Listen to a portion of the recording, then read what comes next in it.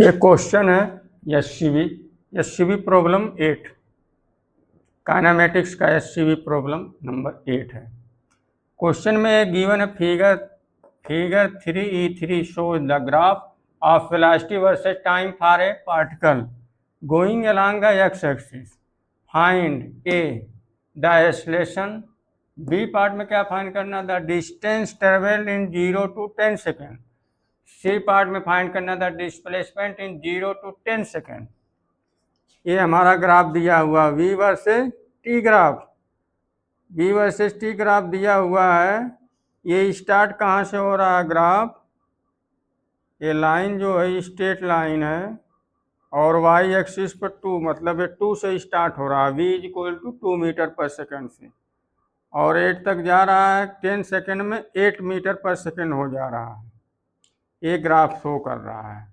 तो पहला पार्ट में हमें क्या फाइंड करना था, एसलेशन फाइंड करना है। वीटी ग्राफ दिया, वीटी ग्राफ का अगर हम स्लोप निकाल लें तो वही एसलेशन हो जाएगा। इसको मिला दें भाई, स्लोप निकालने के लिए इसको ऐसे मिलाया जाए, ठीक है। फिर यहाँ से इसको ऐसे मिलाया जाए, ठीक है, ऐसे मिला दिया जाए भाई। इसको भी डाट करके ऐसे मिला दिया जाए, ठीक है, इतना। अब देखिए क्या करना, हमको स्लोप निकालना है। स्लोप के लिए हमें ए हाइट चाहिए।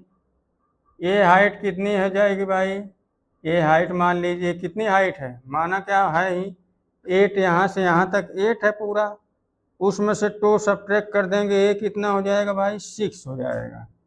ये हो जाएगा यहाँ से यहाँ तक 6, और ये यहाँ से यहाँ तक कितना है भाई, 10 है। तो ये हमें थीटा है, ठीक। तो स्लोप इज इक्वल टू क्या हो जाएगा भाई, slope is equal to m is equal to tan theta ही होता है ना। तो स्लोप यहाँ से कितना, tan थीटा कितना आ जाएगा, tan theta perpendicular upon base, तो परपेंडिकुलर कितना है, 6 है। बेस कितना है भाई, 10 है, 10 हो जाएगा। इसको कैंसिल करेंगे, 3/5 आ जाएगा। फिर इसको एक बार और काटेंगे, 0.6 मीटर पर सेकेंड स्क्वायर आ जाएगा भाई। एसलेशन स्लोप ऑफ, मतलब ये तो 0.6 आ गया स्लोप, ठीक है। स्लोप ऑफ वीटी ग्राफ, इसको बोलते हैं क्या है, slope of VT graph. Slope of VT graph को क्या बोला जाता है भाई, एक्सेलरेशन बोला जाता है। और स्लोप ऑफ वीटी ग्राफ हमारा आया कितना है, 0.6, तो एक्सेलरेशन कितना हो जाएगा, 0.6 मीटर पर सेकेंड स्क्वायर। ए पार्ट का आंसर आ गया भाई। बी पार्ट देखा जाए, the distance travel in 0 to 10 second.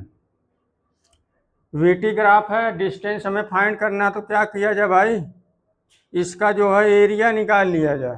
तो एरिया कितना हो जाएगा, एक ट्रायंगल बन रहा है, एक रेक्टेंगल बन रहा है। देखिए ए रेक्टेंगल बन रहा है फर्स्ट, ए देखिए सेकंड क्या बन रहा है, ट्रायंगल। दोनों का हम एरिया फाइंड कर लें तो क्या हो जाएगा, डिस्टेंस।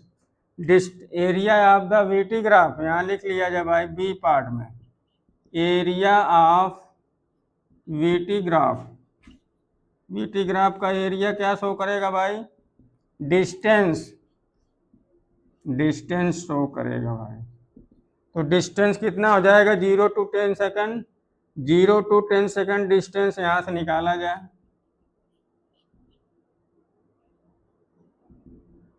ये देखिए ट्रायंगल है ना, इसका बेस कितना है, 10 है, यहाँ से यहाँ तक 10 है, हाइट कितनी है, 6 है।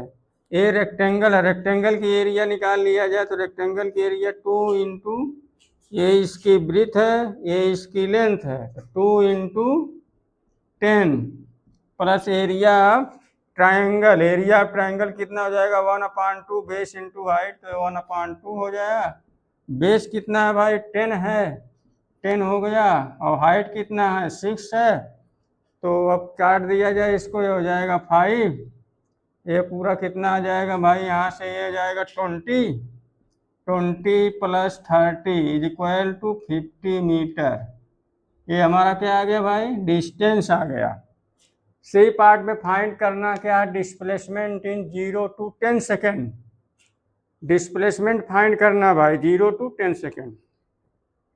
देखिए इस केस में वैसे हमेशा नहीं डिस्टेंस और डिस्प्लेसमेंट बराबर होता, लेकिन यहाँ बराबर हो जाएगा, डिस्टेंस और डिस्प्लेसमेंट इक्वल आएगा। क्यों ऐसा आ रहा है? क्योंकि पार्टिकल पलटी नहीं मार रहा है। पार्टिकल अगर पलटी नहीं मारता तो जो डिस्टेंस आता है वही डिस्प्लेसमेंट हो जाता। यहाँ भी नहीं मार रहा, देखिए वेलोसिटी इंक्रीज हो रही है, वेलोसिटी लगातार इंक्रीज हो रही है। देखिए 2, 4, 6 ऐसे बढ़ रही है ना, जैसे जैसे टाइम बढ़ रहा है वेलोसिटी बढ़ रही है।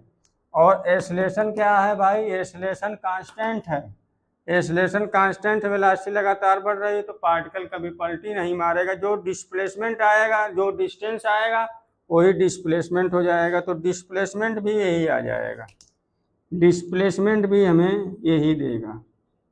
डिस्प्लेसमेंट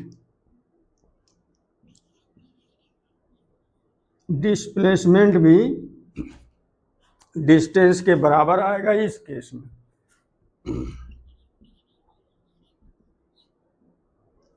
ये पूरा हो गया भाई। ये हमारा कौन सा ऑप्शन हो गया? ए पार्ट है, ये पार्ट है कौन सा? 0.6 metre per second square acceleration of the particle, और distance travel in 0 to 10 second कितना हो जाएगा? 50 मीटर। और डिस्प्लेसमेंट कितना हो जाएगा? ये भी 50 मीटर। क्यों भाई 50 मीटर हो गया भाई?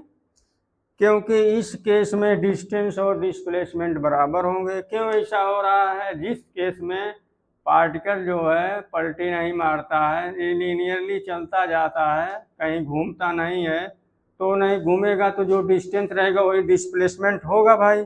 यहाँ भी नहीं घूम रहा है, जिस पलटी नहीं मार रहा है, जिससे जा रहा है देखिए वेलोसिटी लगातार बढ़ रही है और एक्सेलरेशन कांस्टेंट है, तो क्या पलटी मारने की संभावना है? नहीं संभावना है। तो जो डिस्टेंस आएगा वही डिस्प्लेसमेंट हो जाएगा।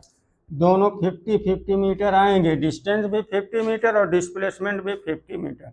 ये इसका फाइनल आंसर।